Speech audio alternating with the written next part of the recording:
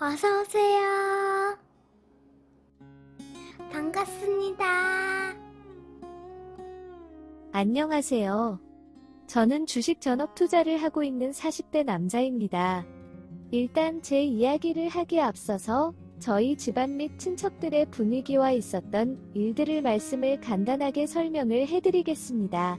지금 기억나는 것들은 제가 국민학교 저학년 때였던 일인데, 명절 때마다 큰 외삼촌과 큰 외숙모가 외할아버지께서 돈을 안 주신다고 집안에 있는 물건들은 집어던지거나 욕하는 일이 다반사였고, 큰 외삼촌네 이외에도 막내 이모네도 돈에 대한 욕심이 하늘을 찔려서 저희 어머니께 하루가 멀다 하고 돈을 맡겼다는 듯이 돈을 내어놓으라고 하였습니다.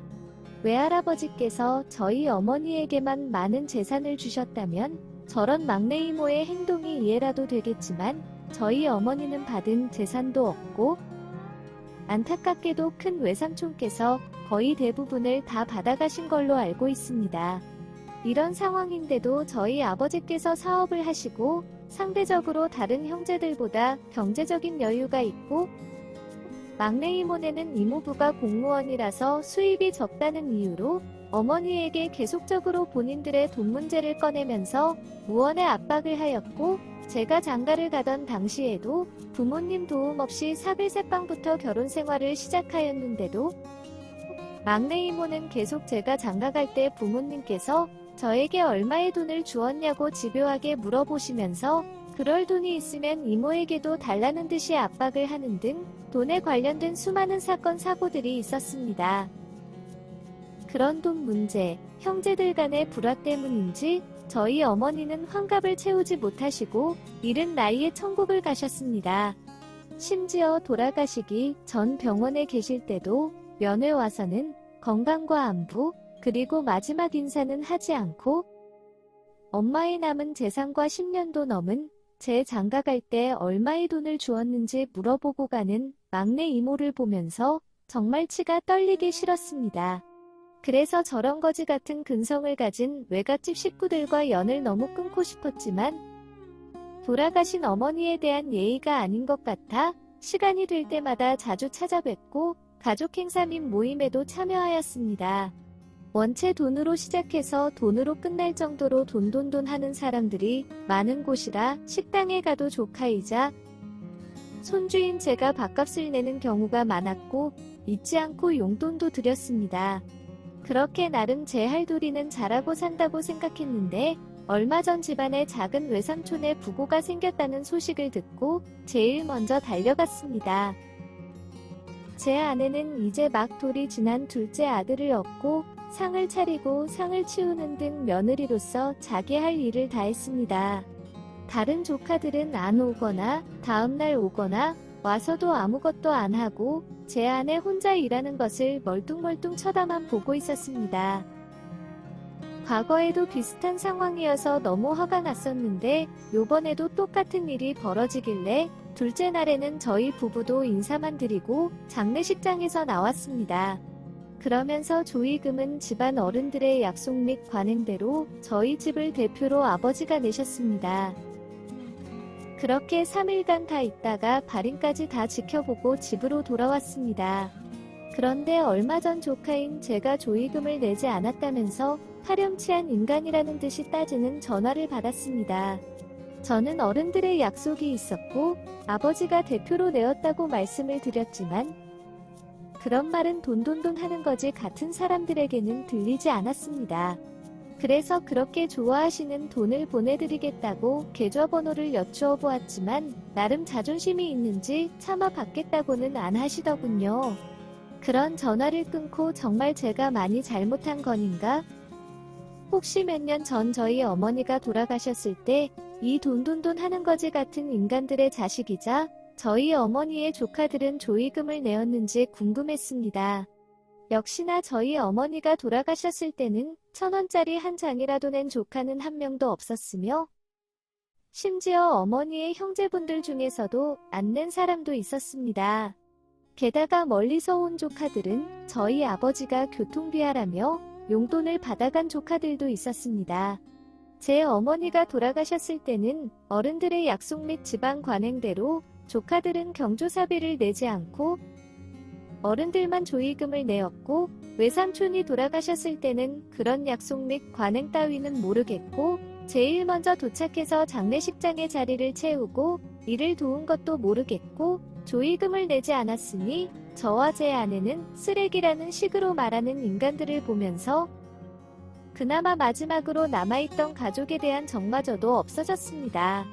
제 아내는 더 이상 가족으로 생각하지 않겠다고 하였고, 앞으로 있을 경조사에도 참석 여부, 거기에서 한 행동보다 돈의 여부가 가장 중요하니 돈만 내겠다고 하면서 혀를 내돌렸고, 저 역시도 이런 돈만 거리는 거지 같은 인간들에게 그래도 가족이라고 아내에게 잘해줄 것을 부탁하였지만 더 이상 그런 부탁도 할 수 없었습니다.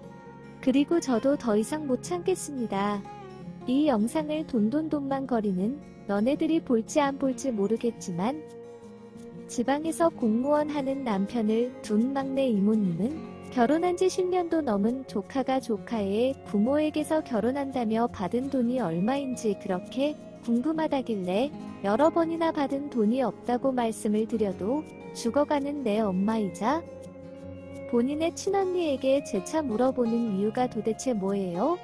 말해줘도 안 믿을 거면 국세청에 불법 증여나 상속 이런 걸로 신고하든지 흥신소 이런 곳을 통해서 조사를 해보시던지 하세요. 그리고 공무원의 소득이 적은 것을 모르고 결혼하셨어요.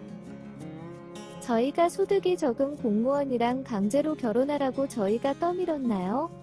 소득이 적은 남자와 결혼을 선택은 스스로 한 결정이었고 스스로 한 결정에 따른 결과는 스스로 지는 것이 맞는 것 같은데 그렇게 억울하세요? 그럼 본인이 돈을 많이 벌 수 있는 능력을 키우시면 되는데 평생을 그런 능력을 키우지 않으시고 노셨잖아요. 그 역시도 본인이 살아온 인생에 대한 결과물인데 왜 경제적으로 부족하다고 자꾸만 가족들에게 넋두리를 하시는 거죠? 그렇게 억울하시면 외할아버지와 외할머니의 재산을 싹 쓸어간 큰 외삼촌에게 말씀하시던지 소송을 통해서 본인이 못 받는 유산을 찾아가세요. 그리고 요번에 조의금 관련해서 저한테 한마디씩 하셨던 분들은 저희 어머니 돌아가셨을 때 저희 어머니와 형제자매인 본인들 그리고 저희 어머니와 조카관계인 본인들의 자녀들은 조의금을 하셨나요?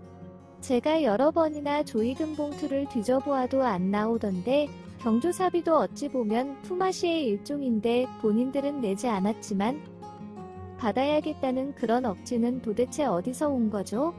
앞으로는 딱 받은 만큼만 하겠습니다.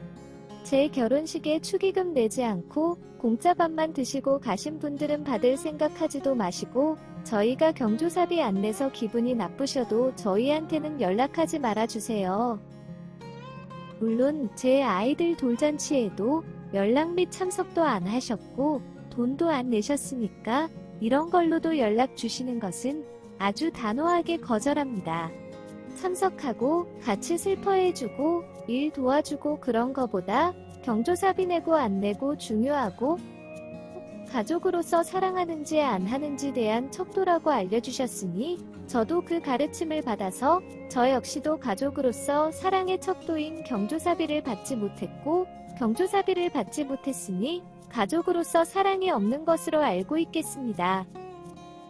그런데 통화 중에 저를 조카들 중 가장 아끼고 사랑하셨다는 말씀을 하셨는데 경조사비를 제대로 받는 것이 없다 보니 무식한 저로서는 사랑의 척도인 돈을 주지 않았지만 사랑하고 아끼셨다는 말씀이 도대체 무엇인지 의문이 들고 이해하기 아주 어려웠습니다.